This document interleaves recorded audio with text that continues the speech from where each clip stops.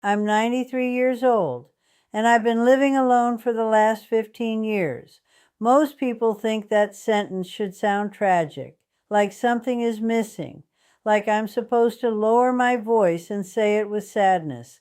But here's the truth that shocks people. I am not lonely, not a little, not secretly, not at night. When my husband Harold passed away, everyone panicked for me. Peggy, you'll be so lonely. Peggy, you can't stay in that house by yourself. Peggy, move closer to the kids. You need people around you. They said it with love. I know they did. But underneath that love was an assumption that being alone is automatically a problem. It's been 15 years now. I didn't move. I didn't fill my calendar with social clubs. I didn't start hosting dinner parties. And I am perfectly, completely, wonderfully fine. That surprises people because we live in a world that treats solitude like a disease, like something you catch if you're not careful. If you eat alone, that's sad. If you stay home, that's concerning. If you don't constantly socialize, something must be wrong. But what if it isn't? What if some of us are simply built differently? I've never actually felt lonely, not even as a child. I like quiet. I like space. I like thinking my own thoughts without interruption. And I know I'm not the only one. There are thousands, maybe millions, of people who are perfectly content alone, but feel defective because the world keeps telling them they shouldn't be. So today, at 93 years old, I want to say something clearly. Alone and lonely are not the same thing, not even close. You can be alone and deeply content, and you can be surrounded by people at a party, in a marriage, in a crowded house, and feel completely invisible. I've seen both. Loneliness isn't about proximity. It's not about how many chairs are filled at your table. It's about connection. Do you feel understood? Do you feel known? Do you feel valued? You can get that from one meaningful conversation a week. You can completely miss it in a room of 100 people. That's the first thing I learned after Harold died. The question isn't, am I alone too much? The real question is, do I have connection that actually matters? Those are two very different questions.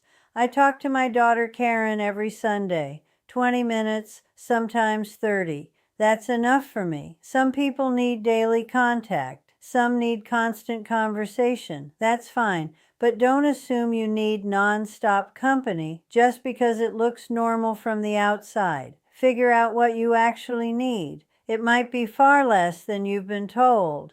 And that realization, that alone, doesn't equal lonely. Changed everything for me. The second thing I learned after living alone is that freedom without structure can quietly turn into emptiness. When you live with someone, your days have shape automatically. There are shared meals, background conversations, footsteps in the hallway, someone else's schedule brushing up against yours. Even silence feels shared. But when you live alone, silence becomes complete. And if you're not careful, the days start melting into each other. Monday feels like Thursday. Morning feels like evening. Time slips by without edges. That's when people start feeling unsettled. Not lonely, just untethered. So I built a rhythm. Every morning, I wake up at 7. Not because I have to. Not because someone expects me to. But because I decided that's when my day begins. I walk into the kitchen. I take down the same teacup I've used for years. I make the same tea. And I sit in the same chair by the window. For 20 minutes, I watch the birds at my feeder. Some mornings, it's just sparrows. Some mornings, a bright red cardinal shows up like a surprise gift. It may sound small, but it tells my mind something important. This day matters. After that, I read the news. Then I make breakfast. Simple, predictable, steady. Structure isn't boring. It's grounding.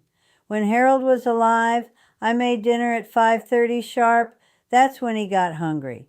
For 47 years, that was our rhythm. After he passed, I kept making dinner at 5:30 for a while, out of habit, out of memory, out of love. And then one evening I realized something. I wasn't even hungry. Not until 7 most nights, for the first time in decades. I didn't have to match someone else's rhythm. I could listen to my own, so I changed it. Dinner became 7 o'clock, and something about that tiny shift felt enormous. It wasn't just a new mealtime, it was independence. When you live alone, you get to decide. When you wake up, when you eat, what you watch, what you ignore, how quiet your house is. That's not loneliness, that's liberty. But liberty without intention becomes drift. So build a rhythm, not because you're trying to fill space, but because you're honoring your time. Give your days a beginning, give them shape, give them small rituals that anchor you. Because when you create your own structure, you stop feeling like time is happening to you, and you start feeling like you're living it. The third thing I learned about living alone is that everyone, no matter how independent, needs to be needed. Not in a dramatic way, not by crowds, not by constant attention, but by something. For me, that something is my cat, Mildred. She's 11 years old, very opinionated, and completely convinced that breakfast must happen at exactly 7:15. If I'm late, she reminds me, loudly, with judgment. She doesn't care how old I am. She doesn't care how well I slept. She doesn't care if I feel like staying in bed. She needs me, and that matters more than people realize. When you live alone, there will be days when getting out of bed feels unnecessary. No meetings, no appointments, no one waiting. Those are the dangerous days.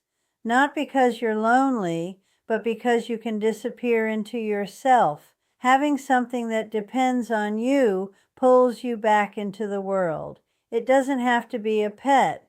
It could be plants that need watering, a small garden, birds you feed every morning, even a routine that requires your presence, something alive, something that notices if you don't show up. I also keep a bird list. Every bird that comes to my feeder, I write it down. Date, time, species. How many? Some people would call that silly. I call it attention. When you live alone, attention is everything, because if you don't give your mind something to focus on, it turns inward. And too much inward is where sadness likes to hide. Watching the birds teaches me patience. It teaches me noticing.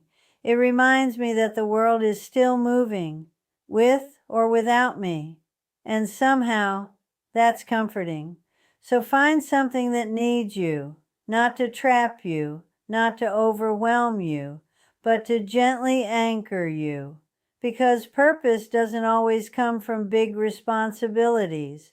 Sometimes it comes from a hungry cat, or a bird that expects to be fed, or a small living thing that makes tomorrow feel necessary.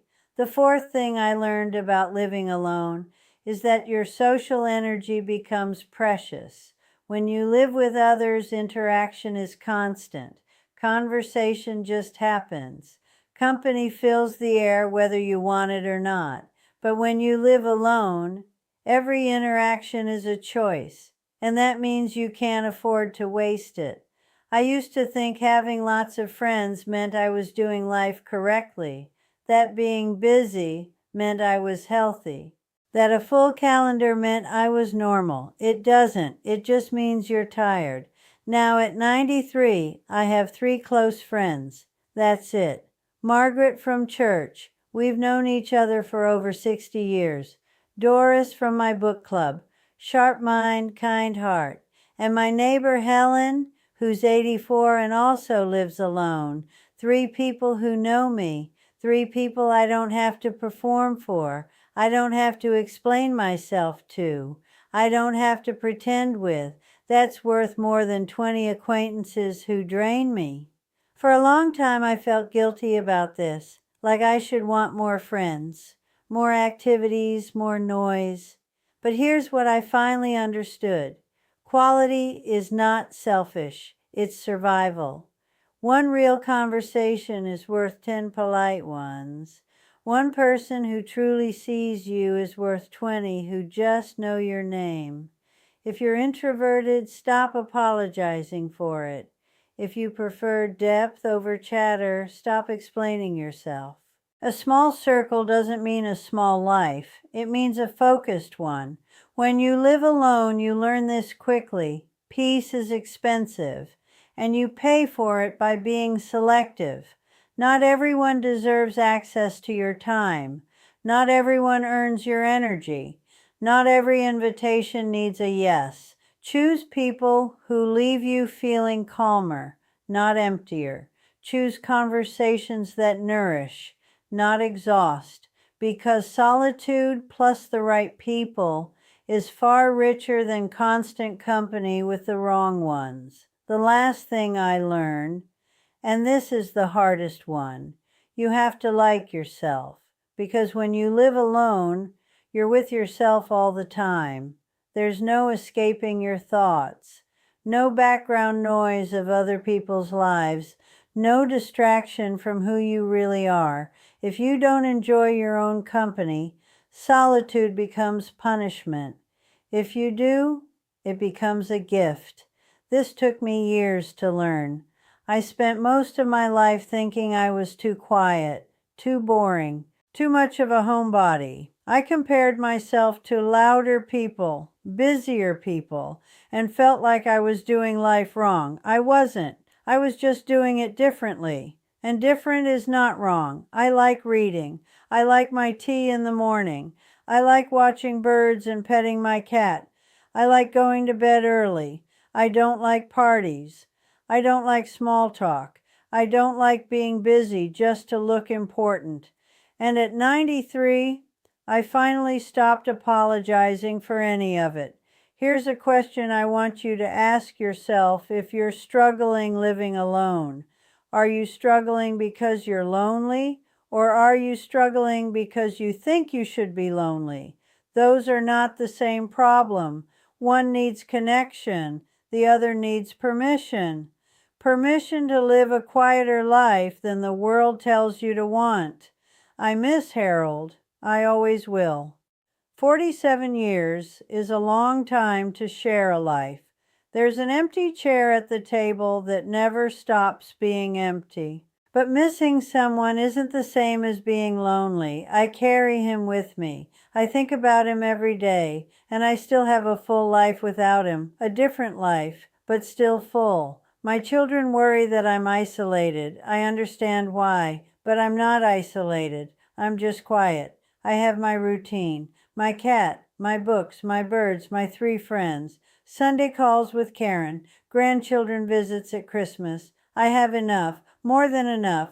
Some people are built for solitude. I'm one of them. Maybe you are too. And if you are, I want you to know something.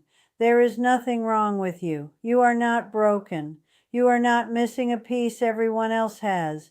You are simply wired for quiet. And quiet can be a very good life, if you let it. That's all I've got. It's time for my afternoon tea. And Mildred is already reminding me I've talked long enough. Be well.